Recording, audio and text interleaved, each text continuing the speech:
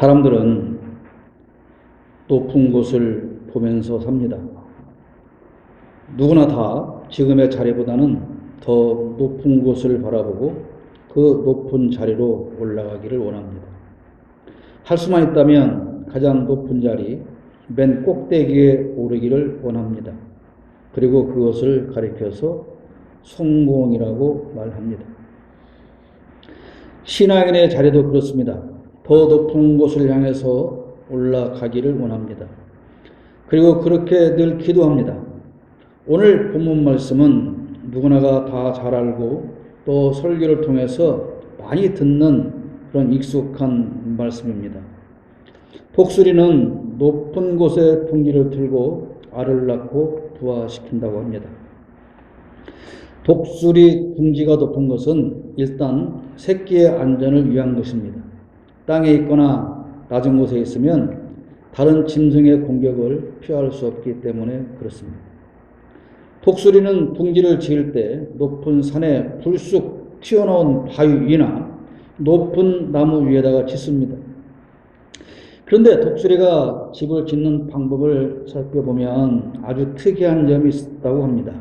집 짓는데 맨 처음으로 사용하는 재료는 가시나무, 그리고 날카로운 돌 조각, 매우 뾰족하고 아프게 찌르고 괴롭힐 수 있는 그런 소재들을 주워다가 둥지를 짓는다고 합니다.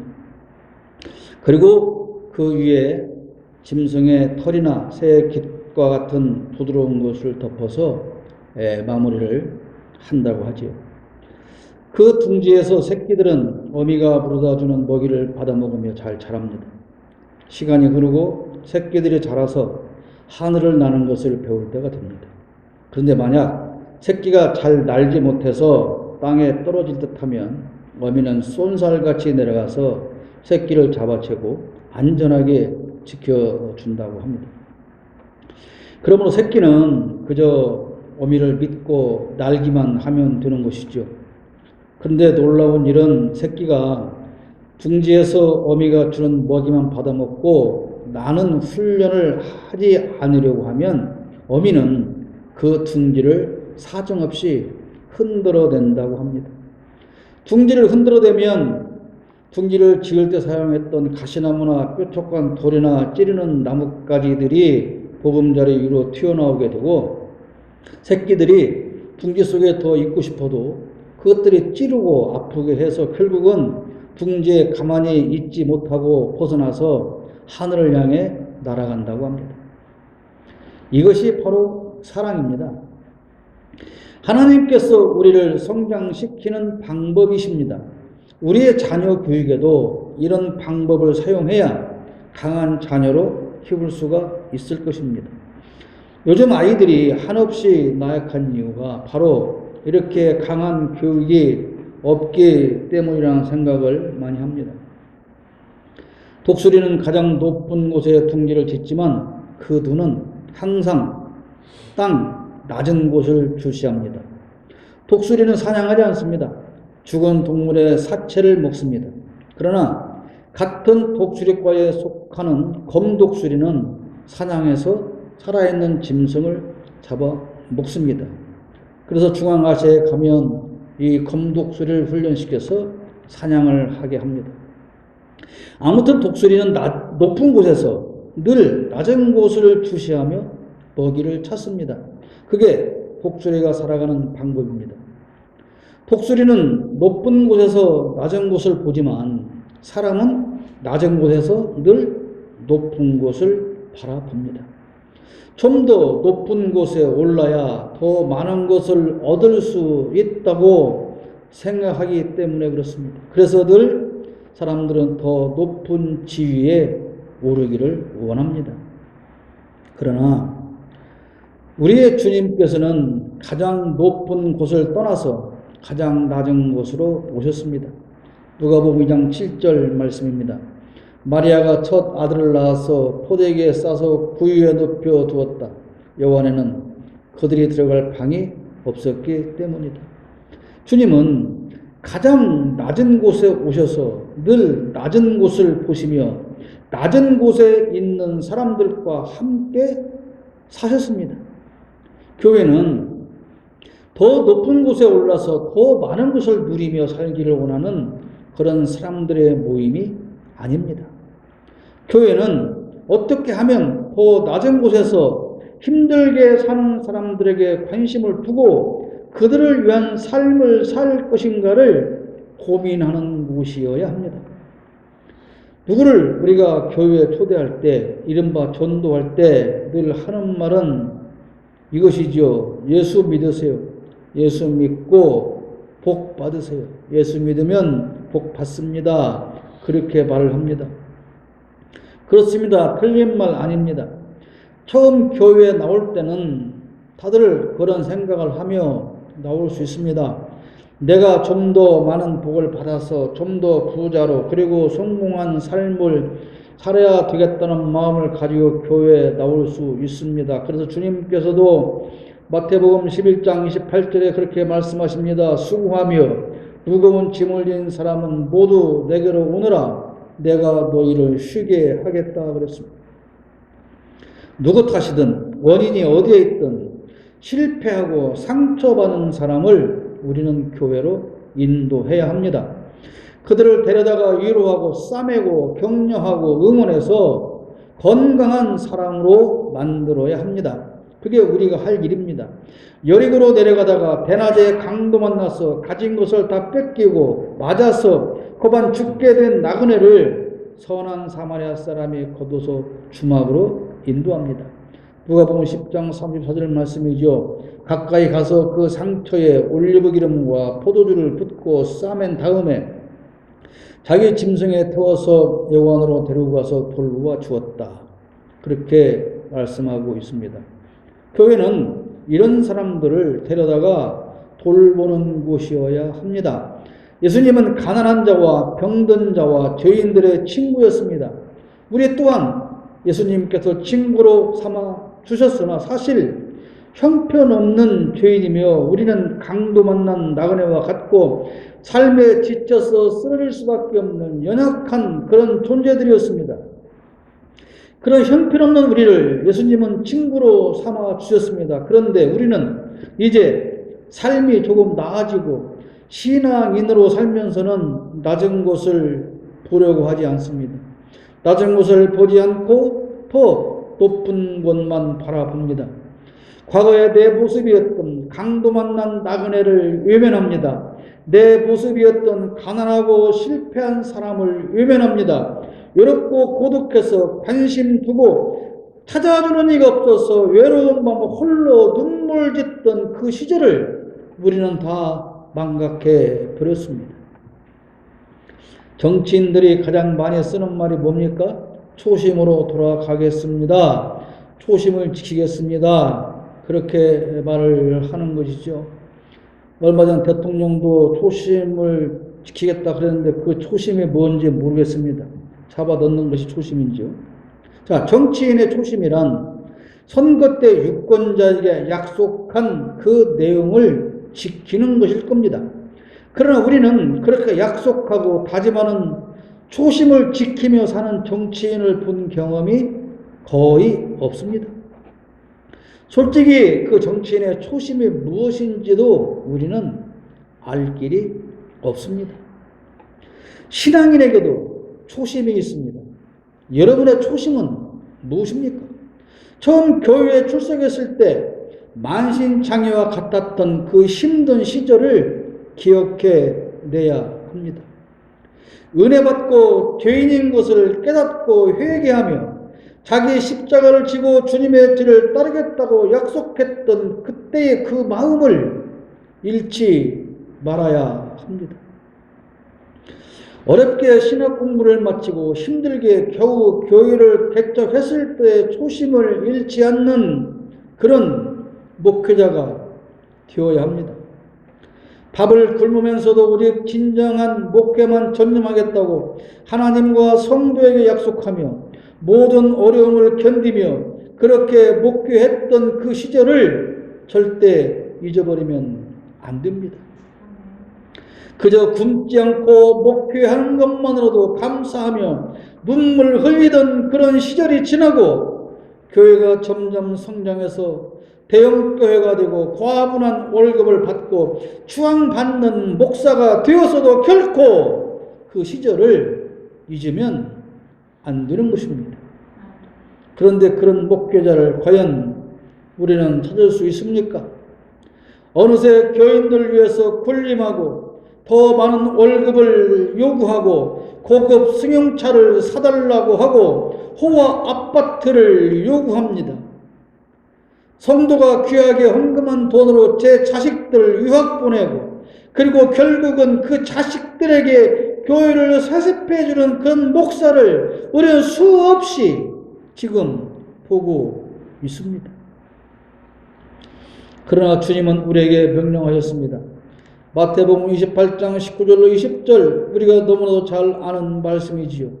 너희는 가서 모든 민족을 제자로 삼아서 아버지와 아들과 성령의 이름으로 세례를 주고 내가 너희에게 명령한 모든 것을 그들에게 가르쳐 지키게 하여라 그랬습니다. 교통사고 당해서 병원에 입원했는데 치료비는 다 보험회사에서 대주고 그래서 아무것도 안 하고 공짜로 주는 밥 얻어먹는 것이 너무도 편하고 좋아서 언제까지나 병원에 있을 것입니까? 건강을 회복했으면 이제는 퇴원해서 자기 일을 해야 하는 것이죠. 예수 믿고 신앙인이 되었으면 이제는 세상으로 나아가서 주님의 제자된 삶을 살아야 합니다. 예수 믿고 복 받고 살만해졌고 병도 고쳤고 마음의 평안도 얻고 자식도 잘 되는 정도의 복을 받았다면 이제는 주님의 제자된 삶을 실천해야 한다 그런 말이죠. 자기가 가장 어려웠을 때를 기억하며 그렇게 힘들게 사는 사람들에게로 나아가야 합니다.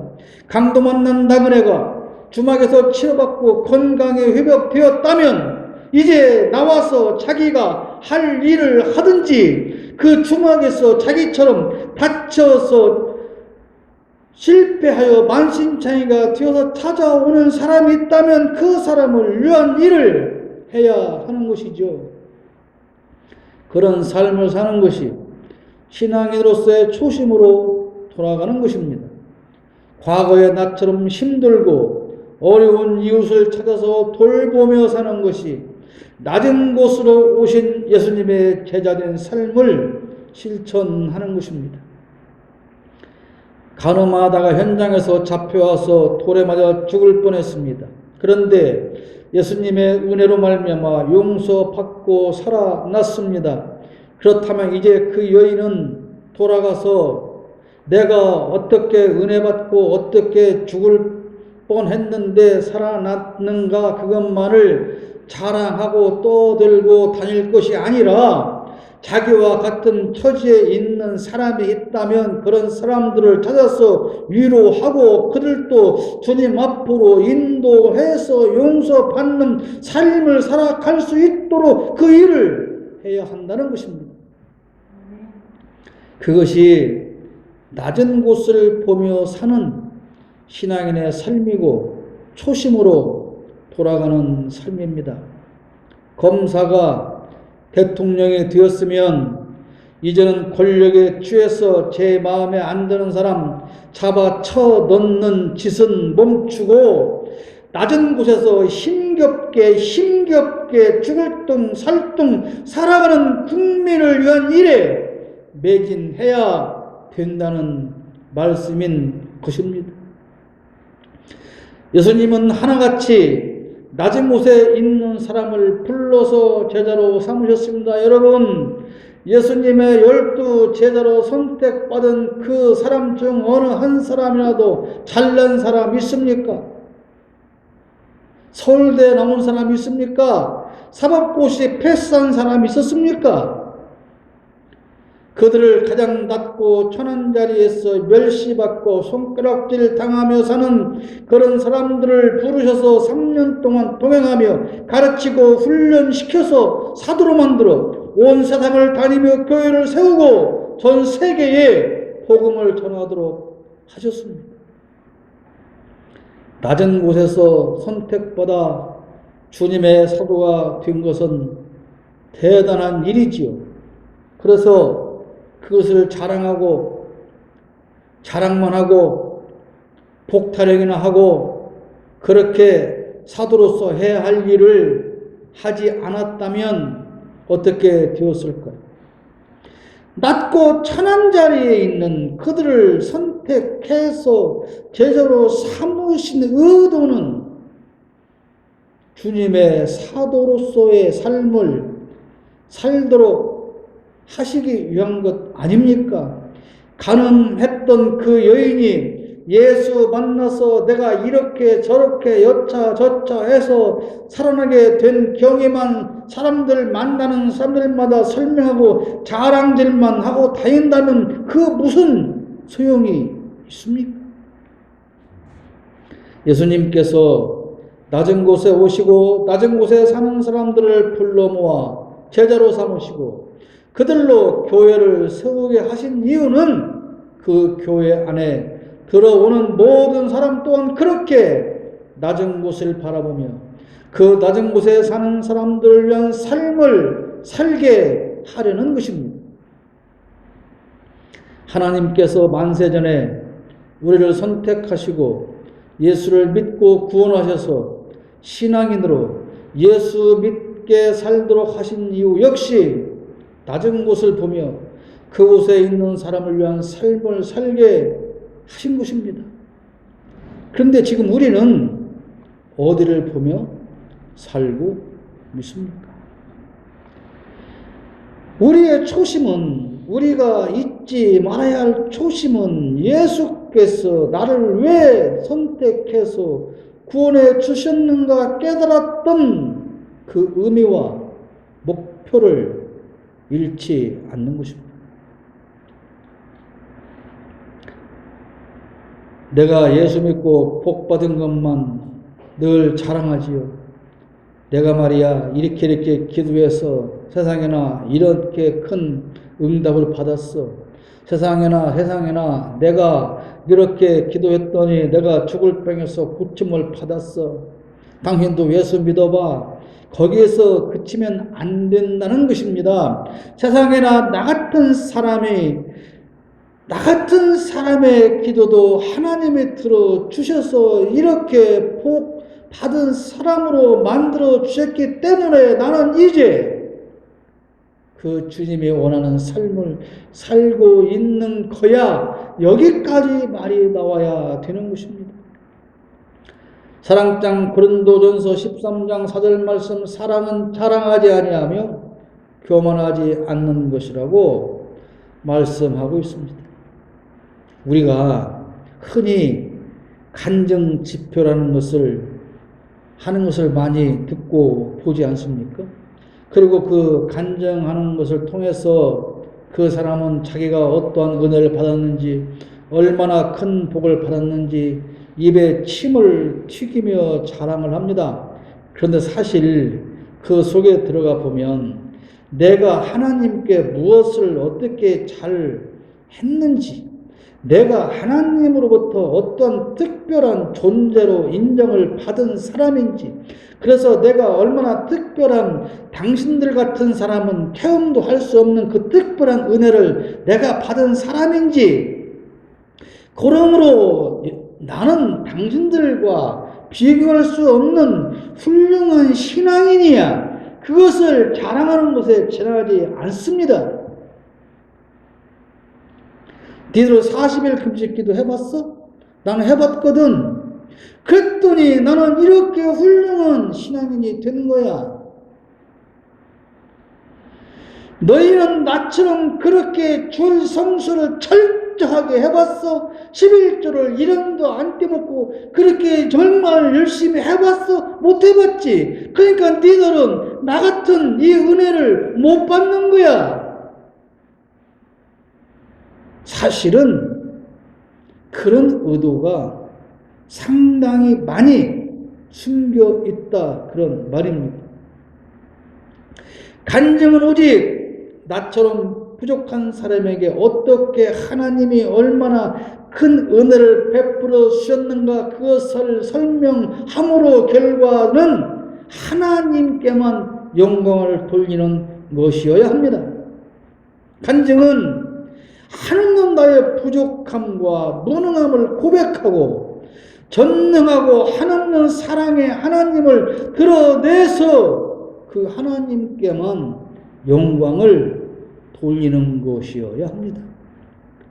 내가 이렇게 했더니라는 것은 나타나면 안 되는 것입니다. 우리의 삶 자체가 그래야 합니다.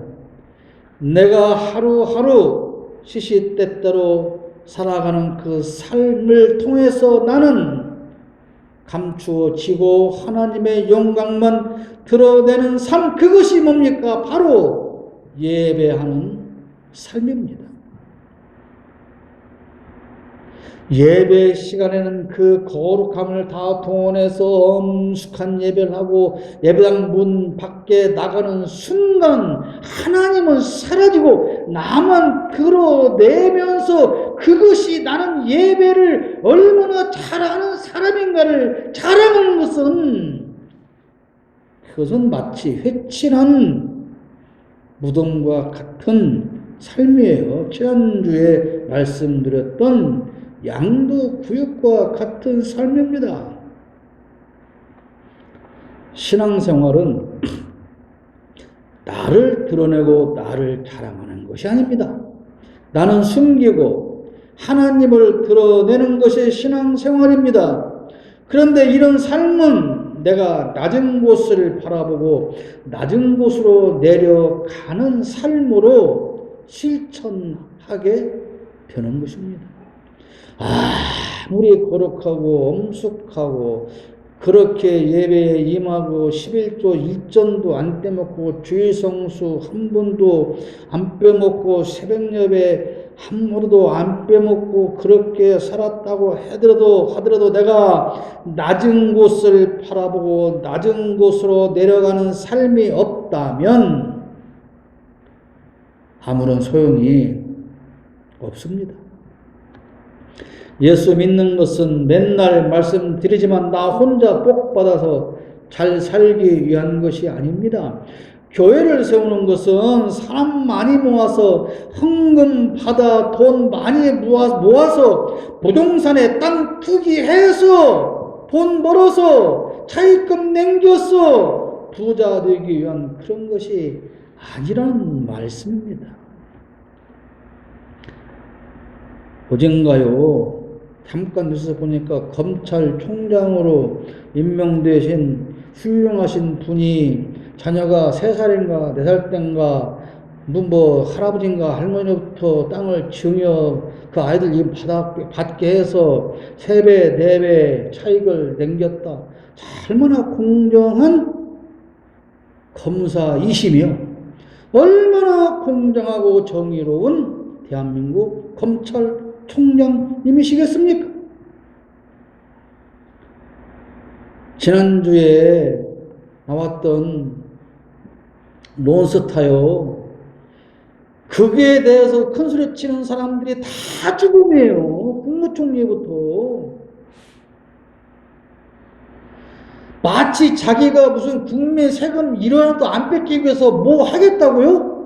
할 방법이 1도 없어요. 지가 수사했어요, 그때.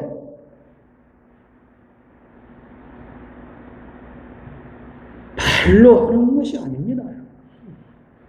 말로 하는 것이 아니에요. 교회는 낮은 곳에서 힘들게 살던 사람들을 불러 모아서 그들을 치료하고 싸매고 위로해서 주님을 만나게 한 다음에 이제는 그들보다 더 낮은 곳으로 파송하기 위한 훈련소와 같은 곳입니다. 교회는 여러분 훈련소예요. 총 구경도 못한 흐리뭉텅한 청년들을 데려다가 훈련시켜서 용감한 군인으로 만들어서 전쟁터에 내보내는 훈련소와 같이 내 삶에 지쳐서 울고 불고 희망도 소망도 없이 살던 그런 사람들을 불러다가 예수님 만나서 치료받게 하고 십자가의 군사로 훈련시켜서 사탄 마귀와 싸우기 위한 전쟁터로 내보내기 위한 곳이 교회다. 그런 말입니다. 절대로 본분을 잊으면 안 됩니다. 낮은 곳으로 내려가서 낮은 사람과 살기 위해서 먼저 가야 할 곳이 있는데 그곳이 어딜까요? 깊은 곳입니다. 누가복음 5장 4절에서 예수께서 말씀을 그치시고 시몬에게 말씀하셨다. 깊은 데로 나가 그물을 내려서 고기를 잡아라 그러셨습니다. 베테랑 오브 갈릴리 호수에서 청춘을 다 바친 그 베드로는 밤을 새워 자기의 모든 경험을 다 동원해서 늘 모든 어부가 그렇게 하던 그 방식 그대로 지난 밤에도 그곳에서 그 방법으로 그가 그물을 던졌습니다. 당연히 평소에 잡던 만큼의 고기는 건져 올려져야 정상입니다. 그러나 그날은 밤새 한 마리의 고기도 잡을 수 없는 헛수고를 했습니다. 그때 예수님이 말씀하십니다. 깊은 곳으로 가서 그물을 던지라는 것입니다. 베드로가 대답합니다. 선생님, 우리가 밤새도록 애를 썼으나 아무것도 잡지 못했습니다. 그러나 선생님의 말씀을 따라 그물을 내리겠습니다. 이 갈릴리 호수에서 잔뼈가 굵은 베드로가 지금까지 그 고기를 잡아서 먹고 살았던 그 베드로가 예수의 이 말씀을 들었을 때 기가 막히고 코가 막힐 노릇인 거예요. 우리 같으면 뭐라 그랬을까요? 아이고 참나. 여보시오, 당신이 바다를 알아요? 이 갈릴리 호수를 알아요? 여기 한 번 고기를 잡아봤어요? 여기서 그물을 던져봤어요? 나는 평생 동안을 우리는 여기서 이렇게 고기를 잡아서 먹고 산 사람이요. 거기는 지금 고기가 나올 시간도 아니고 나올 장소도 아닌데 뭐 미친 소리야, 뭐 헛소리야. 당신이 뭘 안다고 감히 나한테 거기 가서 그물을 던지려는 거요. 우리 같으면 그랬을 거 아니냐고요. 우리가 베드로와 다른 점이 바로 그 점이에요. 베드로는 말해요. 우리가 밤새 애를 썼으나 아무것도 잡지 못했습니다. 여기에 빠진 말이 있어요. 지금 이 시간에 그곳에서는 그물을 더먹자 고기가 잡힐 곳이 아닙니다. 그러나 선생님이 해보라고 하시니 그렇게 하겠습니다. 그거예요. 예수님의 이 깊은 곳에 가서 그물을 던지라는 말씀은 밤새 수고하고 지친 베드로를 골탕 먹이는 말입니다. 그 시간에 절대로 고기가 잡힐 곳이 아니기 때문이죠. 그러나 베드로는 군말 없이 그대로 따랐고 많은 고기를 건져 올리게 되었습니다. 그대로 하니 많은 고깃대가 걸려들어서 그물이 찢어질 지경이 되었다. 누가복음 5장 6절 말씀이죠. 우리가 말로는 얼마든지 다짐할 수 있습니다. 주님 사랑하며 살겠습니다. 섬기는 삶을 살겠습니다.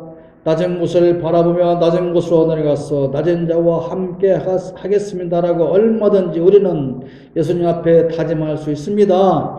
그런데 왜 그런 삶을 살지 못합니까? 자기의 경험과 아집과 우월감을 버리지 못하기 때문입니다. 예수님의 말씀을 순종한 적이 없고 그런 순종을 통해서 체험한 은혜가 없기 때문입니다. 깊은 곳으로 가서 그물을 던지라는 예수님의 말씀은 바로 그런 의미를 담고 있는 거예요. 베드로야, 네 생각으로, 네 상식으로, 네 지금까지 해온 경험에 의하면 거기 가서 그물을 던져봤자 고기가 나올 리가 없는 곳이겠지. 그러나 네 생각, 경험, 상식 다 버리고 가서 한번 던져봐, 그 말인 거예요.